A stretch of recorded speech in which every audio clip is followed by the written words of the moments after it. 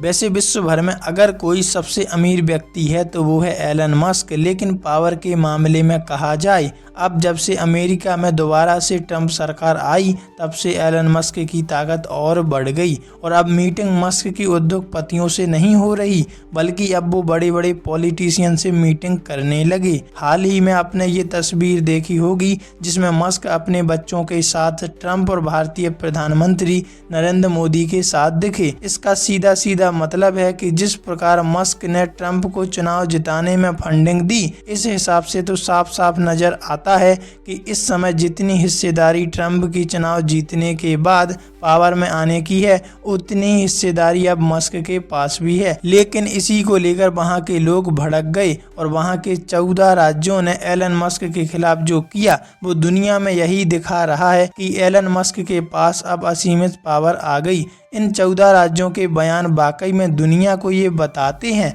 कि पैसा होने से व्यक्ति कहां तक पहुंच सकता है और वो सरकार में आकर किस तरह लोकतंत्र को खतरे में डाल सकता है। इस बीच अमेरिका के 14 राज्यों ने राष्ट्रपति डोनाल्ड ट्रंप और उनके करीबी एलन मस्क के खिलाफ केस दर्ज किया। एफिशिएंसी इंटेलिजेंसी के प्रमुख बनाए जाने से नाराज राज्यों के मुताबिक डॉज प्रमुख के तौर पर एलन मस्क के हाथ में बड़ी ताकत आ गई, जो अमेरिकी संविधान के उल्लंघन में वाशिंगटन डीसी के एक फेडरल कोर्ट में गुरुवार को दाखिल मुकदमे में कहा गया कि सरकारी वर्कफोर्स को हटाने और एक ही बार में पूरे के पूरे डिपार्टमेंट को खत्म कर देने की जो असीमित ताकत राष्ट्रपति ट्रंप से मस्क को मिली वो उन लोगों के लिए बेहद चौंकाने वाली है। लोकतंत्र को इससे बड़ा खतरा नहीं हो सकता कि देश की पूरी ताकत एक शख्स के हाथ में आ जाए जिसे चुना भी नहीं गया हो। इस तरह से आप जान सकते हो ट्रंप के राष्ट्रपति बनने से